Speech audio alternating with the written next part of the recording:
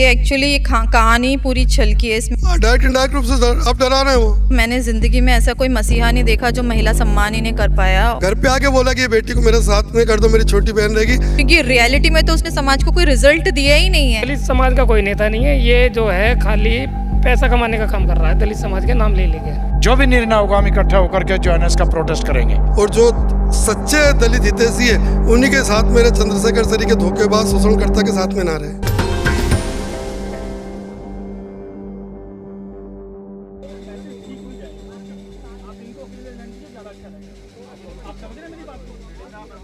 कौन सही है और कौन गलत है, कौन समाज का हितैषी है और कौन समाज। आज से कुछ महीने पहले इंटरनेट पर कुछ बातें निकल के आना शुरू होती हैं, जिसमें नगीना से सांसद चंद्रशेखर रावण आजाद, जो अपने आप को कहना चाहते हैं, पहले रावण नाम चलता था उनका, उनके विरुद्ध एक महिला के द्वारा कुछ ऐसे आरोप लगाए जाते हैं जो सामान्य तौर पर भारतीय राजनीति की आदर्श परिस्थितियों में किसी लोग जो जनता का रिप्रेजेंटेटिव होता है उसके ऊपर शोभा नहीं देते हैं। यौन शोषण के आरोप होते हैं, मानसिक शोषण के आरोप होते हैं। डॉक्टर रोहिणी के द्वारा वो आरोप लगाए जाते हैं। आज हमारे साथ वही डॉक्टर रोहिणी है। मैम, सबसे पहले तो बहुत बहुत इसके लिए आपको एक तरह से कहें कि आपने बहुत करेज दिखाया इस चीज़ को बाहर लाना और इस पर बात करना। एक इतने बड़े आज जो हो चुके हैं राजनेता, उनके विरुद्ध इस चीज़ को आपने उठाया। आज आप दिल्ली में हैं, स्विट्जरलैंड से आप आई हैं, और मैं समझना चाहता हूं कि कहां से इस पूरे घटनाक्रम की शुरुआत हुई थी, आपकी बातचीत कैसे शुरू हुई थी और किस तरह से ये एक धोखे का मामला बनता गया जो अंततः शोषण बन गया। ये देखिए, बहुजन आंदोलन के लिए कहानी 2021 से शुरू हुई थी, जिसका कई बार मैं वर्णन कर चुकी हूँ, अपने लोगों के बीच में बता चुकी हूँ, मीडिया के सामने भी बता चुकी हूँ। हाँ, मैं आज क्यों आई हूँ, मैं ये ज़रूर बताना चाहूँगी कि मुझे खुद इंडिया आकर आज FIR के लिए यहाँ पर आना पड़ा, क्योंकि यहाँ पर आकर ही फेस टू फेस मेरा बयान भी लिया गया। अंदर मैंने अपनी सारी चीज़ें ACP सर और SHO सर सभी के सामने अपनी बात कही और लीगल प्रोसेस जारी है। अभी 5 बजे तक हम लोग यहीं थाने में रुके हुए हैं और पूरी उम्मीद है कि आज में FIR रजिस्टर होगी। चंद्रशेखर या उनके जो समर्थक हैं, जो उनके भक्त हैं, एक तरह से उन तमाम लोगों की तरफ से उनको एक सामाजिक न्याय का मसीहा के तौर पर, एक नए मसीहा के तौर पर प्रेजेंट किया जाता है। आप एक महिला हैं जो पीड़ित हैं, उनकी एक तरह से विक्टिम है। आप किस तरह से देखती हैं चंद्रशेखर को? देख ले, ऐसा मैंने ज़िंदगी में ऐसा कोई मसीहा नहीं देखा जो महिला सम्मान ही नहीं कर पाया, और उस व्यक्ति के ऊपर जो दाग लगा है वो महिला उत्पीड़न का लगा है। तो जो इंसान महिला उत्पीड़न करता है वो महिला सम्मान कैसे कर सकता है? ये तो कहीं ना कहीं झूठ है। बहुजन आंदोलन की वजह से आपने बताया कि उनसे जुड़ना हुआ और आपने उनकी हर तरह से मदद करी, आर्थिक, सामाजिक, तमाम कनेक्शंस, और आप चूंकि यूनाइटेड नेशंस में बोल चुकी हैं, आप दुनिया घूम चुकी हैं, उनको दुनिया आपने एक तरह से दिखाई। उसके बाद क्यों उन्होंने आपके साथ एक ऐसा संबंध स्थापित करा जिसमें आगे चल के छल देना था उनको? क्या समझती हैं इस चीज़? ये एक्चुअली कहानी पूरी छल की है। इसमें ईमानदारी उस व्यक्ति की तरफ से थी ही नहीं। उसने तो सिर्फ अपना एक पॉजिटिव साइड कहीं ना कहीं देखा कि अगर यहाँ कुछ नहीं होता है, राजनीति में अगर ख़त्म कर दिया जाता है या राजनीति नहीं चमकी, तो स्विट्जरलैंड एक बैकअप पॉइंट है, वहाँ जाकर सेटलमेंट का ऑप्शन मिल जाएगा। आपको एक तरह से बैकअप के तौर पर देखा? बिल्कुल। अब मैं इस पूरे ट्रैप को जब समझती हूँ तो कहीं ना कहीं अब ये समझ आ चुका है कि हाँ, राजनीतिक सफलता नहीं मिलेगी तो कहीं ना कहीं व्यक्तिगत सफलता के लिए, क्योंकि कई बार विदेश में रहने वाले लोगों को एक इसी तरह के ऑब्जेक्ट के रूप में देखा जाता है। और मैंने भी ये फील किया, क्योंकि वो कई बार इस चीज़ को बोलते रहे कि मैं वहाँ पर आ जाऊँगा। उनके कई ऐसे मैसेजेस हैं जिसमें उन्होंने कहा कि हमारी शादी हो जाएगी तो मेरे लिए वहाँ आना आसान होगा, मैं एक लीगल पार्टनर के तौर पर वहाँ पर आपके साथ रह सकता हूँ। और वो पहले से शादीशुदा थे, उसके बावजूद वो आपसे लगातार ये बात मुझे शुरुआत में नहीं पता थी। अगर पता होती तो मेरे जैसे इंटेलेक्चुअल महिला जो स्विट्जरलैंड में रह रही है वो कभी भी इस तरह के रिश्ते में नहीं आती। और जो भारत में दलित युवा हैं और जो उस चंद्रशेखर के पीछे पीछे चलते हैं और उनको अपना एक नेता के तौर पर मानते हैं,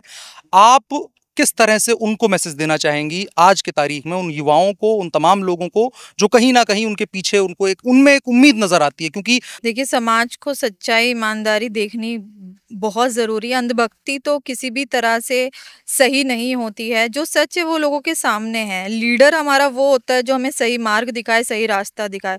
जो लीडर खुद वुमेन एक्सप्लॉयटेशन और इस तरह के केसेस में फंसा हो, वो समाज को क्या आईना दिखाएगा?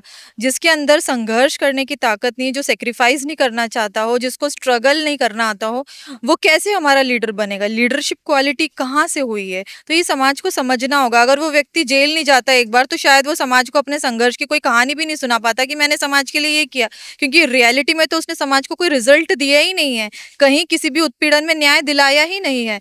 आज हमारे हजारों युवाओं का उल्टा भविष्य बर्बाद किया है, तो कैसे ये लीडर हुआ? दलित कम्युनिटी की पॉपुलेशन इंडिया में बहुत ज़्यादा है और उस पॉपुलेशन में बहुत ज़्यादा युवक आज भी अनपढ़ हैं। कहीं ना कहीं झूठे इस तरह के प्रलोभन और किसी को भी अपना लीडर बना लेते हैं, मसीहा बना लेते हैं। तो मैं उन्हीं का सबसे ज़्यादा एक तरीके से कह सकते हैं नुकसान है, क्योंकि वही जेल जाते हैं, वही मरते हैं, वही लड़ाई लड़ते हैं और नुकसान भी उन्हीं का ही है। तो मैं तो उन मासूम युवाओं को भी समझाऊंगी कि ऐसे लीडर के पीछे मत जाइए जिसकी वजह से आपके भविष्य, क्योंकि आपके घर में रोटी देने कोई नहीं आएगा, आपकी रोटी आपको खुद कमानी पड़ेगी।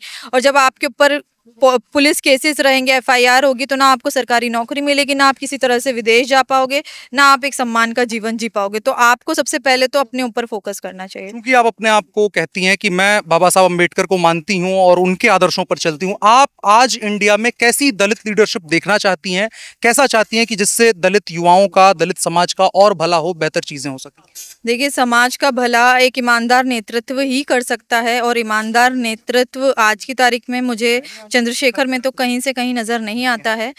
तो जब क्योंकि बहुजन लीडरशिप में हमेशा ईमानदारी ने ही राज किया है और ईमानदार नेतृत्व ही काम कर पाता है। तो जिस दिन एक ईमानदार लीडर समाज को मिलेगा जो उनके लिए खून तक बलिदान कर देगा, खून की बलि तक चढ़ा देगा, एक तरीके से सेक्रीफाइस करेगा, वही लीडर हमारी समाज को आगे बढ़ाएगा। Thank you. एक बस आखिरी सवाल, बहुत देर से आप मीडिया से बात कर रही हैं और मैं समझ पा रहा हूं कि आप किस स्थिति से गुजर रही होंगी।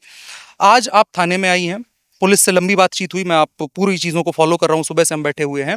क्या बातचीत हुई है और क्या उम्मीदें आपको नजर आ रही हैं? ये लीगल प्रोसेस स्टार्ट हो गई है, मेरा बयान ले लिया गया है और अभी कुछ और 1-2 चीज़ें बाकी है जिसमें मुझे 5 बजे तक यहाँ रुकने के लिए कहा है और पूरी उम्मीद है कि आज एफआईआर रजिस्टर होगी। देखो, मैं तो उसकी रोहिणी की माता जी हूँ, मैं नूतन घावरी बोल रही हूँ, है ना। ये मध्य प्रदेश से आई हूँ मैं, और मैं तो चाहती हूँ कि मेरे को मेरी बच्ची को न्याय मिले। बस क्या गलत किया है चंद्रशेखर ने? उसने उसके संग गलत करा है, उसके दिमाग से खेला, उसके शारीरिक उसका शोषण करा है। तो मैं चाहती हूँ कि मेरी बेटी को न्याय मिल जाए। बस घटनाक्रम की जानकारी तो अभी लगभग 6 महीने 8 महीने पहले मालूम हुई, एक्स के माध्यम से। बिटिया ने एक्स पे डाला, हमको भी नहीं बताया कि पापा ये हो गया। हालांकि बीच में बोलती थी कि मैं चंद्रशेखर रावण के साथ में रह के ये न दलितों के लिए काम कर रही हूँ और भीम आर्मी के लोगों की मदद कर रही हूँ, क्योंकि मैं भी सोशल एक्टिविस्ट हूँ और दलित एक्टिविस्ट हूँ। मैं अम्बेडकर जी को फॉलो करते और ये लोग भी अम्बेडकर जी को फॉलो करते, और चूँकि दलित समाज में वाल्मीकि कम्युनिटी भी आती है तो मैं इसलिए इनके माध्यम से जुड़ी हूँ इनके पास में। फिर बाद में पता चलता है कि वो तो शादी का लोभ लालच दे रहा और शादी का आश्वासन, झूठा आश्वासन देके उसने पहले तो मानसिक शोषण किया कई साल 2 साल तक। तो बोलता रहा मैं तुम कैसे भी करके मेरे से शादी कर लो, ये कर लो। लोभ लालच दिया कि मैं कुंवारा हूँ और हम सब साथ में रहेंगे तो एक बहुत बड़ा दलितों का मूवमेंट इकट्ठा कर लेंगे। इस तरह मालूम पड़ा कि उसके शारीरिक शोषण भी किया। फिर बाद में पता चला 23-24 को कि शादीशुदा भी, एक बच्चे का बाप भी है, और उसके बाद में देखो इसने इसके साथ में बिटिया को बहलाया फुसलाया और शारीरिक शोषण किया इसने। ये सब भ्रमजाल में तो हम फंस गए, मेरी बेटी फंस गई कि पूरे दलितों का उत्थान ये चंद्रशेखर आज़ाद के माध्यम से हो सकता है। सांसद भी बन गया, बाकी सांसद के यानी कि सांसद के को बेनकाब अब हुआ ना कि उसने देखो लो सांसद बनने के पहले हमारी बिटिया का शारीरिक शोषण कर दिया। जो देश का दलितों का हितैषी कहलाता था उसकी घिनौनी हरकत अब मालूम पड़ी ना। अब देश को मालूम पड़ेगी कि ये तो यार एक तरीके से इसने कौन सा आवरण पहन रखा था, दलित हितैषी का वो बन रहा था और दलित की बेटी का शोषण कर दिया। जिसको मध्य प्रशासन ने 1 करोड़ रुपए की स्कॉलर दी उसी का आर्स कर दिया। जो बेटी तो मैं दलित मूवमेंट को आगे बढ़ाने के लिए आपसे जुड़ी और उसी का आपने शारीरिक और मानसिक शोषण कर दिया। तो भारत के जो दलित समाज है उसको क्या संदेश देना चाहेंगे? अपना जीवन बर्बाद ना कर रहे। ये अभी देखा नहीं आपने यूपी में कम से कम 200 लोगों पे इन्होंने भीम आर्मी के युवा जो इसके लोभ लालच में कि हमारा कुछ हितैषी बनेगा, वो जाके पीछे जाके पलटते भी नहीं। आज 200 लोग जो अपनी शिक्षा को छोड़ के वो ये इनके पीछे भूत बन के घूम रहे हैं। आज एक पढ़ी लिखी उच्च शिक्षित बेटी का वो शोषण कर सकते हैं, तो तुम्हारा शोषण क्यों नहीं कर रहे? तुम्हारा शोषण ये कर रहे हैं कि आपकी भीड़ बता के वो अपना चेहरा निखार लेते हैं और बाद में वो पीछे छुप जाते हैं राजनीति का आवरण पहन के, और तुम तो झूठे झूठे केस लग जाते हैं आप पे, पुलिस केस लग जाते, तोड़ फोड़ के केस लग जाते हैं आप पे। क्या इस केस के होने के बाद चंद्रशेखर ने धमकी देने की कोशिश करी, डराने की कोशिश करी? डायरेक्ट इनडायरेक्ट रूप से आप डरा रहे हैं। वो कब लग रहा ना कि उनको क्या अब वो ये बिटिया इतना बड़ा उनके खिलाफ एक्शन लेने जा रही है। नहीं तो पहले तो बोलता था ये भी मेरी बहन है, ये भी मेरी बहन है, और आप मेरे पिताश्री हो। मेरे घर पे आए, घर पे आके बोला कि ये बेटी को मेरे साथ में कर दो, मेरी छोटी बहन रहेगी, इसके साथ में हम दलित मूवमेंट को आगे बढ़ाएंगे। मालूम पड़ा उसी का उसने शोषण कर दिया। आपके घर पर चंद्रशेखर आया हुआ? घर पे आया, हमने खाना भी खिलाया उनको और बोला कि ये बेटी को हमारे साथ में कर दो तुम, ये बेटी हमारे साथ में रहेगी तो दलित मूवमेंट आगे ले जाएंगे, हम बहुत आगे ले जाएंगे। बहन मायावती का सपनों यानी उससे बड़ा नेता बना दूंगा इनको, क्योंकि उनसे ज़्यादा उच्च शिक्षित है। समझना चाहता था, मायावती चूंकि दलितों के बीच में एक सबसे बड़ी नेता के तौर पर इस समय में उभरी, आज के तारीख में वो उनकी भी जगह लेना चाहते हैं। आप उन वोटर्स को, उस समाज को क्या संदेश देंगे कि क्या उनमें मायावती की कोई भी झलक? नहीं, मायावती जी जो राष्ट्र की नेता है, दलित नेता, उनकी मुकाबला तो कोई दलित नहीं ले सकता। देखिए ना कितने साफ पाक दामन रही, 4 बार देश के इतने बड़े यूपी की वो मुख्यमंत्री रही, और आज उनके एक इशारे पर पूरा देश का दलित एकजुट हो जाता है।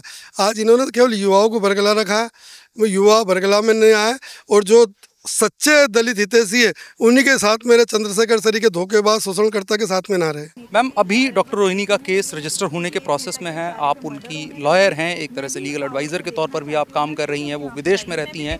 हिंदुस्तान में अब केस होना और चंद्रशेखर आज़ाद जो पहले जिनके नाम के आगे रावण लगा करता था, उनके विरुद्ध इस पूरे मामले को लड़ना कितना बड़ा चैलेंज है? देखिए, चैलेंज हम तब समझेंगे जब हम इसको पॉलिटिकल एंगल देखेंगे। अगर हम इसको एक आम इंसान के तौर पे देखेंगे तो हमारे कानून में ये लिखा है कि चाहे वो आम इंसान है, चाहे फिर वो कोई नेता है, चाहे वो अभिनेता है, सबके लिए लॉ प्रिवेल्स और लॉ से ऊपर कोई नहीं है। तो जो सच है वो सामने आएगा। लीगली जो भी इन्होंने कंप्लेंट करी है, उस कंप्लेंट पे हमें आश्वासन मिला है कि इस पे जल्द से जल्द एक्शन लिया जाएगा। तो कानून साथ देगा, और मुझे पूरा विश्वास है कानून न्याय प्रणाली पे कि जो भी फैसला होगा वो सच जान के ही होगा। अभी क्या क्या चीज़ें कंप्लेन में आई हैं, पुलिस क्या बातें कर रही है, डॉक्टर रोहिणी की तरफ से क्या बातें कंप्लेन में लिखवाई गई हैं, या किन आरोपों के आधार पर इस पूरे मुकदमे को दर्ज करवाने की तैयारी है? देखिए, ये तो मैं आपको सिर्फ इतना ही बोलूँगी कि जो कंप्लेंट दर्ज हुई है वो बहुत जल्दी एफआईआर का रूप लेगी, और वो एफआईआर होते ही आप सबको सब चीज़ क्लियर होगी कि उसमें क्या एलिगेशंस हैं, क्या उसमें धाराएं लगी गई हैं। मुझे पूरा विश्वास है कि जो हम इस वक्त जहां हमने कंप्लेंट करी है वो दिल्ली पुलिस इस चीज़ को देख रही है, और एक सही और सच का साथ देने के लिए दिल्ली पुलिस ज़रूरी जो एक्शन है वो ज़रूर लेगी। इससे पहले आप ऐसे केसेस में शामिल हो चुकी हैं क्या लॉयर के तौर पर, जिनमें ये सामाजिक क्योंकि इशू है, ये सिर्फ एक मामला नहीं है जिसमें एक लड़की के साथ एक लड़के ने इस तरह की घटना को अंजाम दिया, बल्कि ये पूरी तरह से राजनीतिक है और इसमें एक बॉडी जो है वो कम्प्लीटली पॉलिटिकल बॉडी है। तो क्या इस तरह के केसेस में आप पहले रह चुकी हैं या आपने केस फॉलो किया है, तो क्या एक्सपीरियंस रहा है? देखिए, हमने ऐसे बहुत केसेस करे हैं जहाँ पे इस तरह के शोषण के केसेस होते हैं। मैं सरकारी पैनल पे भी हूँ। लेकिन देखिए, कहीं ना कहीं आप इस चीज़ को मान के चलें कि जब तक आप आवाज़ नहीं उठाएंगे आपके लिए कोई खड़ा नहीं होगा। तो आज अगर रोहिणी इतनी दूर से 7 समुंदर पार जिसे कहते हैं अगर आई है भारत और अपने लिए, अपने हक के लिए लड़ रही है, अपने न्याय के लिए लड़ रही है, तो मुझे नहीं लगता कि वो गलत है। और बहुत ही जल्द हमें इस चीज़ पे कुछ ना कुछ ज़रूर एक निर्णय पहुँचते हुए ज़रूर देखेंगे। अगर वो दलितों का सबसे बड़ा नेता है तो दलितों की बहन बेटियों के साथ जो है शर्मनाक क्यों बातें करता है? बात तो ये है ना, उसको बाबा साहब अम्बेडकर ने तो ये कहा था कि सम्मान का दर्जा देना चाहिए महिलाओं को, तो ये है। और हम लोग जो आए हैं चंडीगढ़ में, हमने चंडीगढ़ में भी मीटिंग करके शोभा यात्रा जो कमेटी के चेयरमैन समदस वैद जोसेफ जी ने वाल्मीकि समाज को ये रिक्वेस्ट करी है, अगर आज सम्मान की लड़ाई है, अगर रोहिणी बेटी को सम्मान नहीं मिलेगा, तो जो है हम लोग समूचा चंडीगढ़ में वाल्मीकि समाज इकट्ठा होकर के जो भी निर्णय होगा हम इकट्ठा होकर के जो है इसका प्रोटेस्ट करेंगे। दलित समाज का कोई नेता नहीं है, ये जो है खाली पैसा कमाने का काम कर रहा है दलित समाज के नाम ले लेके। इसका घर देख लो इस समय, पहले क्या था और अब देख लेना। ये पहले डीजे बजाने का काम करता था, डीजे जो साउंड होता है शादी ब्याह में साउंड बजाने का काम करता था, और आज इसकी स्थिति देख लो। ये बड़ी बड़ी गाड़ी, महंगी गाड़ी में चलता है, फॉर्चूनर में चलता है, वाई श्रेणी की सुरक्षा लेके चलता है। कहाँ डीजे बजाने वाला तो आदमी। ये क्या करता है, जैसे कि मान के चलो हम यहाँ खड़े हैं थाने में, हमारा कोई व्यक्ति कोई मर गया, ये क्या करेगा, चुपके से जाएगा वहाँ जाकर शोर मचाएगा, इसे मारो पीटो पथराव उतराव करा के भाग जाएगा। इसका ये काम होता है। और फंसा कौन? परिवार का पीड़ित। परिवार के लोगों भी मुकदमा लग जाता है। वो गए थे न्याय मांगने, उल्टा मुकदमा उन पर हो गया।